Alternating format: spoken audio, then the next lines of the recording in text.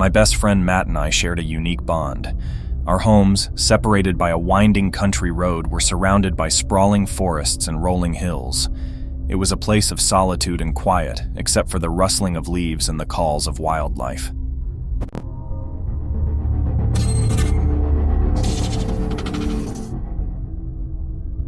One evening, as Matt and I hung out at my house, he began to tell me about something he'd discovered in the dense woods behind his own home. It was a tale that would lead us into a harrowing experience neither of us would ever forget. He described an old, eerie tunnel, held together by ancient wooden beams, hidden deep within the woods. Matt had come across it during one of his solitary explorations, but the place had given him an unsettling feeling. He'd been hesitant to venture into the tunnel alone, which was a mile's walk from his house with no visible path leading to it. His curiosity was piqued, but he couldn't shake the ominous vibes it exuded. I felt an undeniable thrill at the prospect of exploring this mysterious tunnel, and soon we were in my car, heading to Matt's place.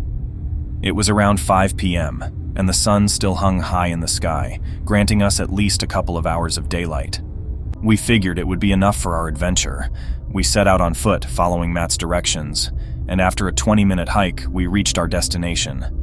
The tunnel was exactly as he'd described, a simple structure with wooden pillars shoring up the entrance, standing alone in the woods. There were no signs of human activity, no discarded items, no traces of life. With a flashlight in hand and the tunnel before us, we ventured inside. It was a bone-chilling experience. The echoes of our footsteps reverberated through the hollow tunnel, creating an eerie symphony of sound that sent shivers down our spines. As we progressed deeper into the tunnel, we discovered another path leading to the left. Upon the tunnel's wall, we found writing, an arrow pointed back towards the entrance with the word "exit" written below it. Ignoring the ominous signs, we ventured further into the darkness. Moments later, we stumbled upon a scene that sent a cold shiver down our spines. Piles of garbage surrounded us. Trash bags, food wrappers, and water bottles littered the tunnel's sides. This wasn't the work of time. The garbage seemed strangely pristine. Matt bent down to examine a chip bag on the ground, and it was shockingly clean, free of even a speck of dust. Our dread deepened. With dust drifting down from the tunnel's ceiling, we realized someone had been here recently, perhaps within the last few hours. We exchanged nervous glances. Matt brushed it off as the antics of reckless teenagers, and we continued on, leaving the trash behind. But my unease grew, and I cast wary glances back towards the entrance. I had a nagging feeling that we were being watched. That's when I heard Matt's footsteps halt abruptly. I turned to see him, standing still, staring down the tunnel as if he'd been struck dumb. "Matt!" I called out, the echoes of my voice piercing the oppressive silence, but he didn't respond. His body was tense, his gaze fixed on something down the tunnel. I edged closer and asked again. "What's wrong?" Matt whispered, his voice trembling. "I'm sorry." He began to back away, gesturing for me to follow him. Panic welled up within me as I saw the fear etched across his face. We turned and retreated toward the main tunnel, a deafening bang echoing behind us. Our hearts raced as we sprinted out of the tunnel and kept running, all the way to Matt's house. We dared not look back until we were safely inside, and even then, we cast nervous glances over our shoulders. Once inside, I demanded to know what Matt had seen.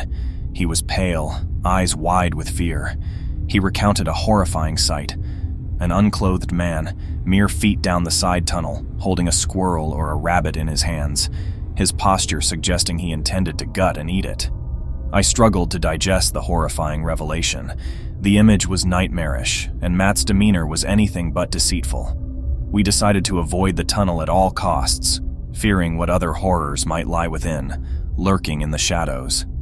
In the days that followed, Matt gradually returned to his normal self, and I was left with lingering doubts.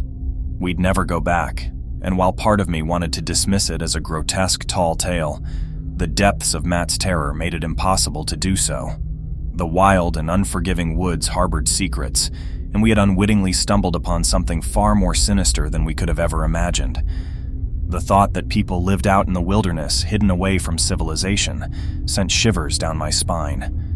If one thing was certain, it was that the forest held its secrets close, and it wouldn't hesitate to swallow up those who dared to venture into its depths, just as it had almost done to us.